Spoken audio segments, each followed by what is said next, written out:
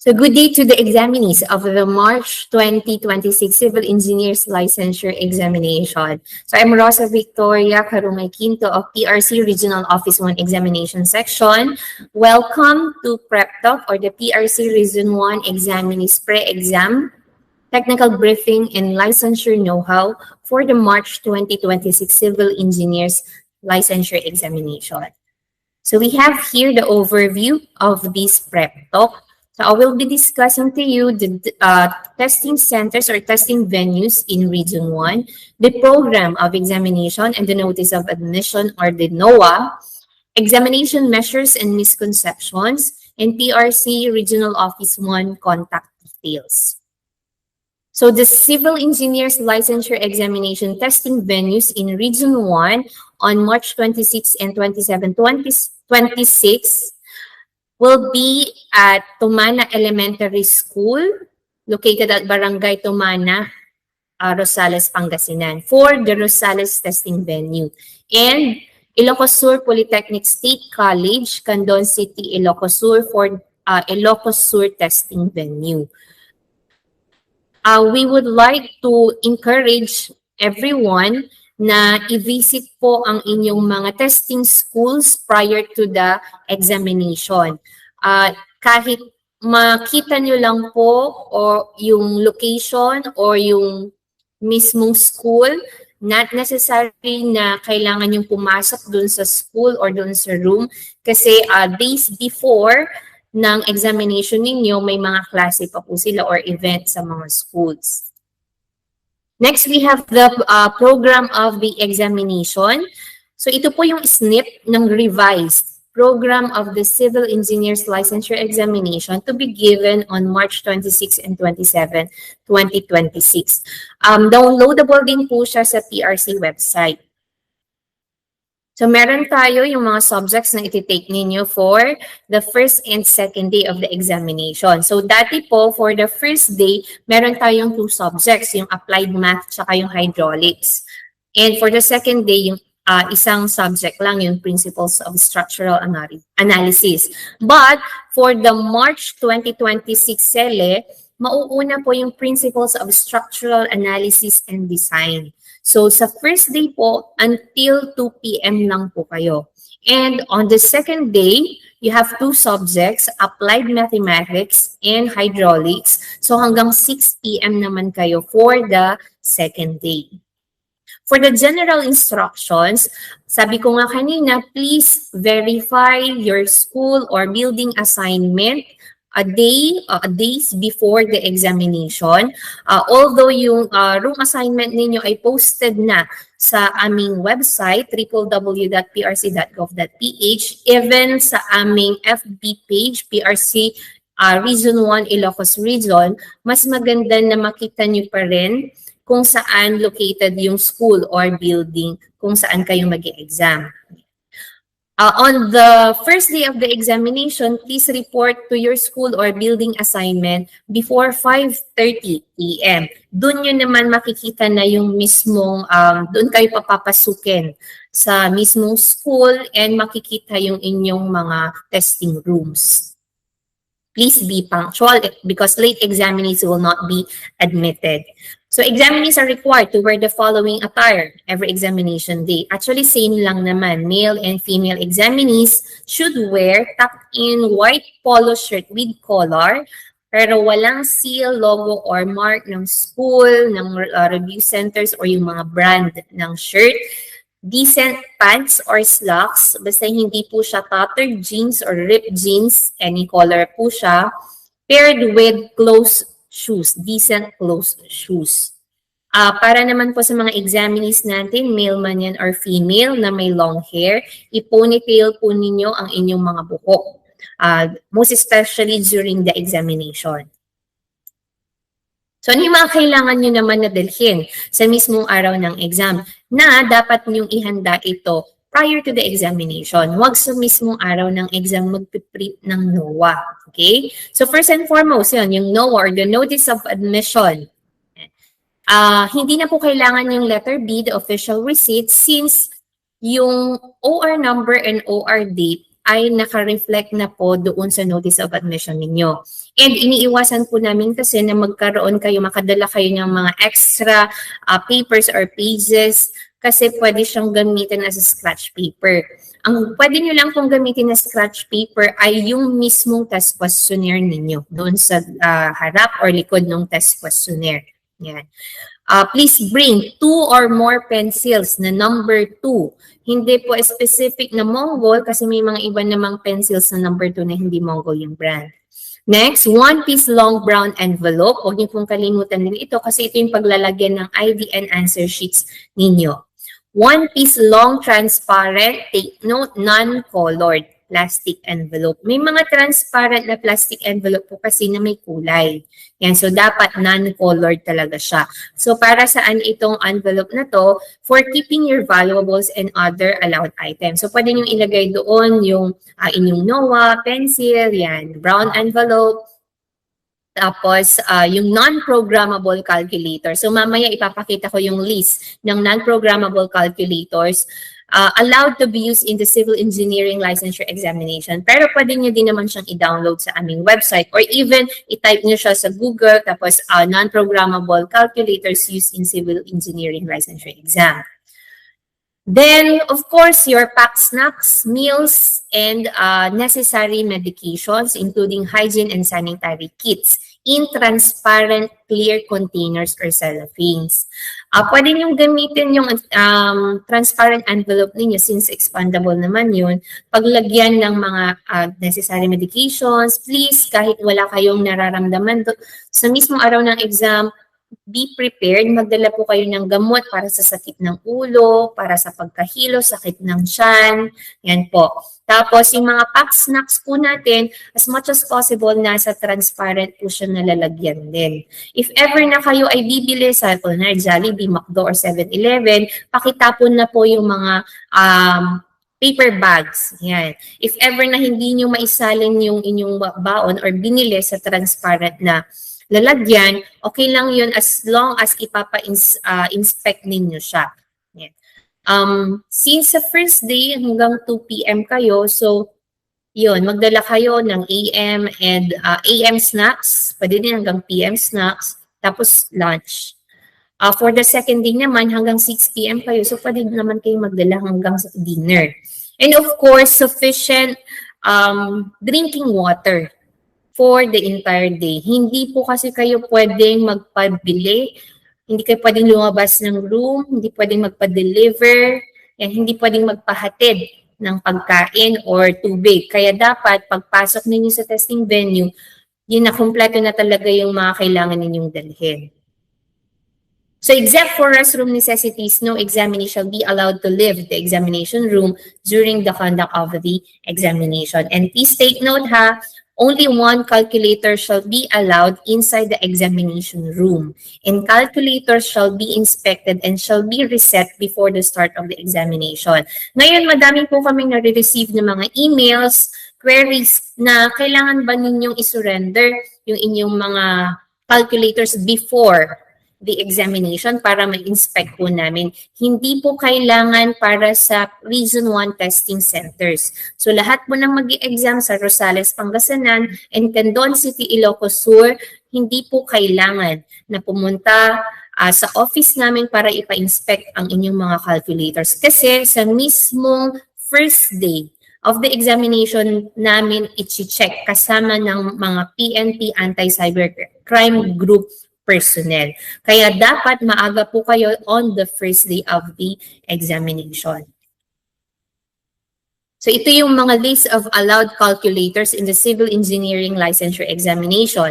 So sabi ko nga po kanina, downloadable din ito, but since you have this video, so pwede nyo siyang balik-balikan and i-check kung kasama ba yung inyong calculator dito sa list. So we have a second page naman.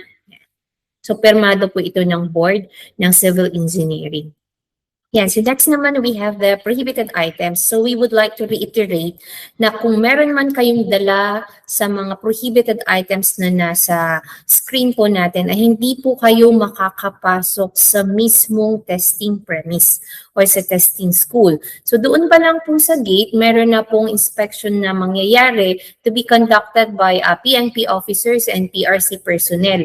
Lahat po ng nandito sa list na ito ay dapat maiwan sa labas ng gate ng school.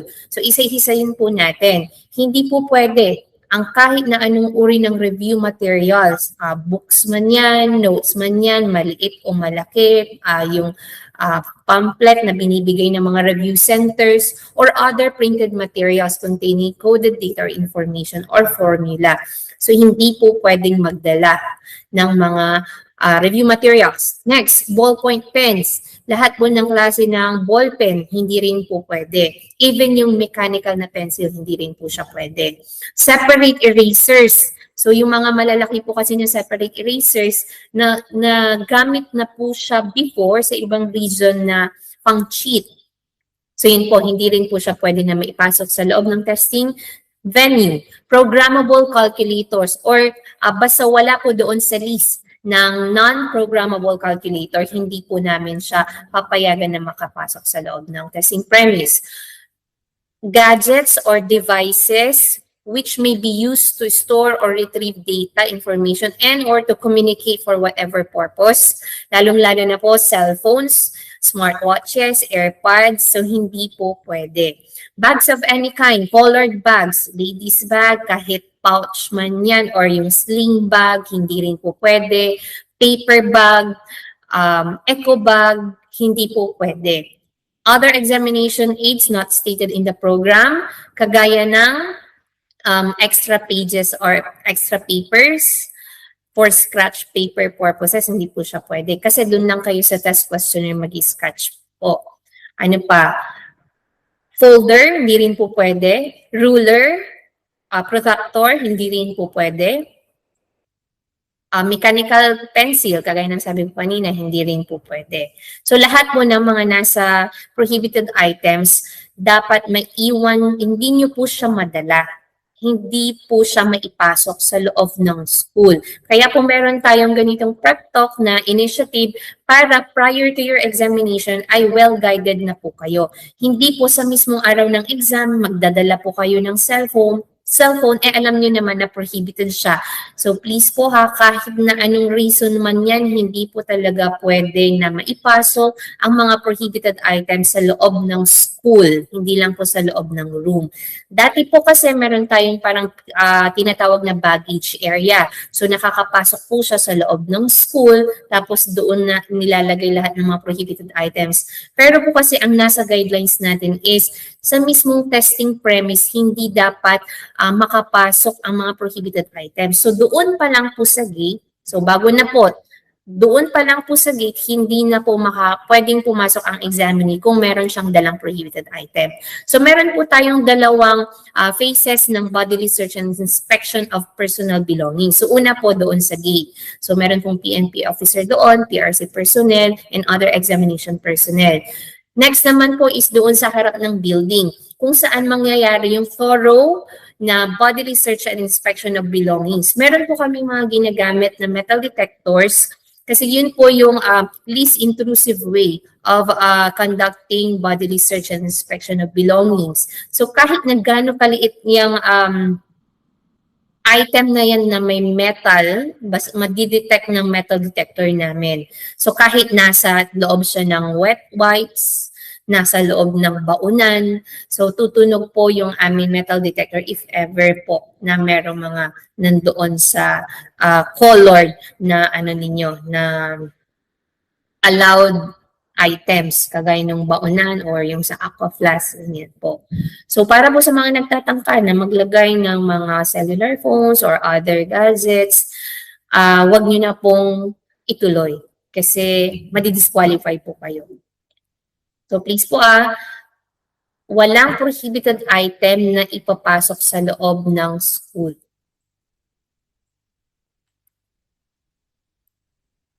We have here a sample NOA or Notice of Admission, and please po paki-check kung tama yung name, exam date, and exam place ninyo.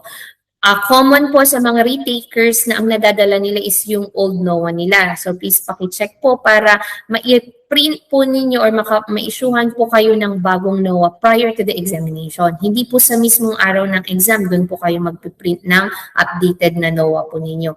And kagaya ng sabi ko kanina, nandyan na po yung OR number tsaka OR date. So hindi na po kailangan nung printed na official receipt. And please pakibasa po ito harap at likod. Paki-disregard na lang po yung ibang mga items dyan sa what to bring portion kasi ang mananaig pa rin po is kung ano yung nasa program of examination ninyo. So nandun po kasi na bawal ang kahit na anong uri ng ballpen. Yan, hindi na rin po kailangan yung PRC official receipt and hindi po applicable sa inyo yung one window mailing envelope with metered stamp. So gusto ko lang i-share yung mga incidents na na-encounter po during SELE. Nationwide po ito.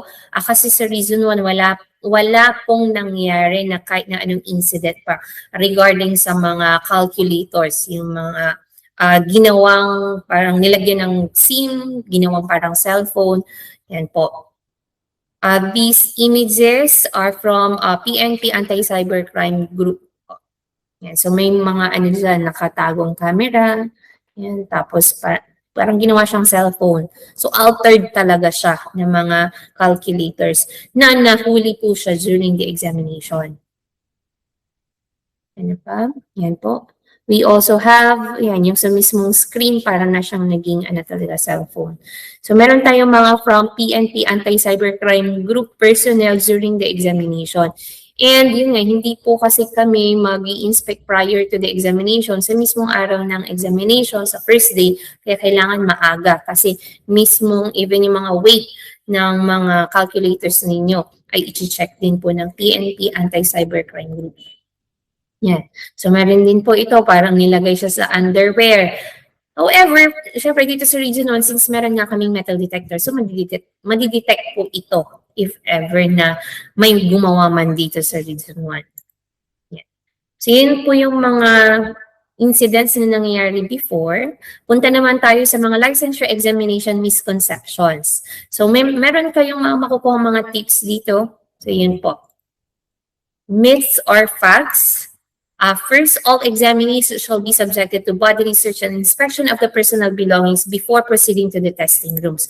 So this is a fact. Sabi ko nga kanina, dalawa yung phases ng inspection. Doon po sa gate, kasi hindi pa papasukin kung may prohibited items, and doon po sa mismong harap ng buildings. Before makapasok sa loob ng testing rooms, isi-search po using yung metal detectors if ever meron pong mga nakalusot. And yun nga po, yung pag-check ng calculators po ninyo.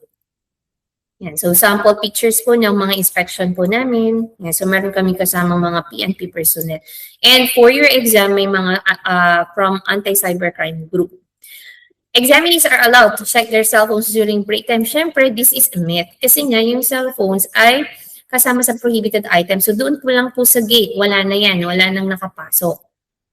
Strictly no erasures on the answer sheet. So technically, pwede kayong mag-erase. Yun nga lang, pinagbabawal namin or ini-encourage namin ang mga examinees na wag mag-erase po sa kanilang mga answer sheets. So strictly no erasure doon sa inyong answer sheets. Kasi considered as wrong na yun pag magpapalit ka ng answer. Kahit na yung ipinalit mo ay tama.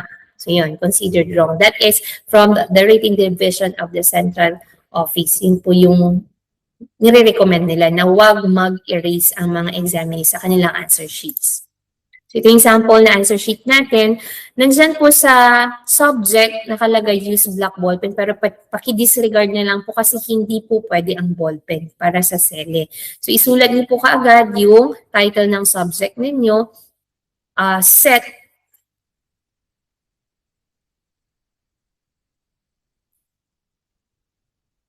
i-shade po ninyo, and of course, your answers po. May iba, ang strategy po nila is doon muna sila sa test questionnaire nagsasagot. Yun din po yung scratch paper nila. Then, yung last hour or last 30 minutes, doon po sila nag-transfer ng kanilang mga answers para ma-make sure nila na final na talaga yung i-shade nila na answers dito sa answer sheet.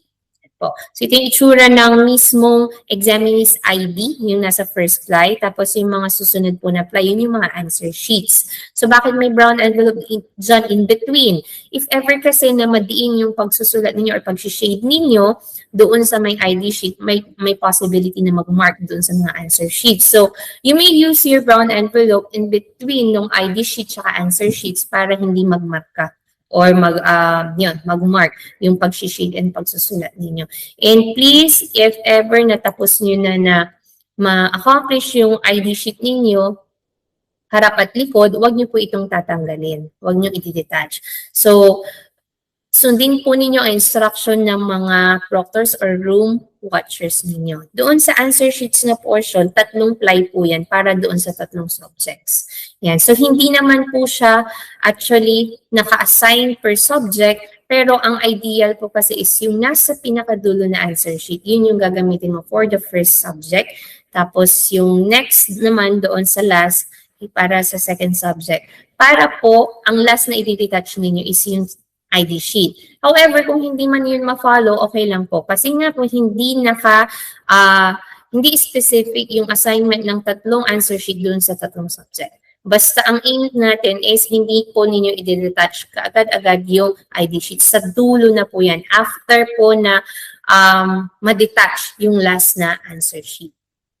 Next, leaving an item blank will result in all subsequent items being marked as incorrect. So isa rin po ito sa mga misconception ng mga examinees. If ever ba na meron akong na-leave na blank, hindi ko nasagutan. Kunwari, item number 5. So yung number 6 onwards, hindi na siya pabasahin ng machine. So that is a myth. If ever na meron kayong blanco na item, hindi nasagutan, yun po ay siyempre, wrong na yun kasi wala kayong sagot. Pero yung mga succeeding, mga subsequent items, kung tama yung sagot ninyo, ma-check po siya ng machine. Next, kicking the chair after the exam or breaking your pencil into pieces will bring good luck. Of course, these are myths po. Pero mga paniniwala ninyo na hindi naman namin kini-question and nire-respect po namin. However, itong dalawang ito kasi, talagang in-specify namin kasi pwede siyang makaabala sa examining or sa kicking ng chair. Tapos, yung sa pag-break naman ng pencil para daw hindi magamit, hindi na maulit mag-exam, i-donate nyo na lang po siya. And anyway, magagamit po siya ng iba pang mga examining or mga pupils, learners ng mga schools kung saan namin dinodonate. And isa pa, dun sa kicking of chair, pwede kasi na makasira po kayo ng furniture. So, syempre kayo ang magpapalit nun or magbabayad. Ayan. Ito yung mga sample namin na pictures kung saan kami ay nag-conduct ng school and community project na Giving Back with the Blessing Bag. So yung mga blessing bags na po yan, naglalaman yan ng mga donated items from examinees. Yung mga lapis, mga pantasa, ganyan. Yung iba nagbibigay pa ng mga envelope, plastic envelope, even nga yung calculators, yung iba dinodonate nila. So aside from that, may mga binibigay din po yung mga professional organizations and of course PRC Region 1 na mga loot, mga groceries sa mga schools kung saan kami nagkakandak ng mga licensure examinations sa buong Region 1. Yeah. And lastly, PRC Regional Office 1 contact details if ever man po na may mga concern kayo. In general, ro1@prc.gov.ph yung email po namin. About Larry's concern, ganyan, ro1.it@prc.gov.ph. For application concern, ro1.application. Yung ro1.examination naman yun yung sa amin. Email po namin yan and lahat po ng concern about testing venues, room assignment, ano yung mga allowed and prohibited items, kung may mga necessary na special arrangement sa mismong araw ng exam, email nyo lang po kami dyan sa ro1.examination. We also have our telephone number, 6493798, and of course, our PRC Region 1 Ilocos Region FB page. Pwede po kayong mag-message on any time during, of course, work hours and work days, except holidays and weekends. Yan po. So that ends our prep talk or the PRC Reason 1 examinees pre-exam technical briefing and licensure know-how for the March 2026 Civil Engineers Licensure Examination. So good luck and God bless po sa lahat po ng takers or examinees natin. Ayan, so please po pakifollow lahat ng mga na-discuss dito sa ating prep talk para magkaroon kayo ng smooth na testing experience and hassle-free na experience. So, bye po and thank you for your time.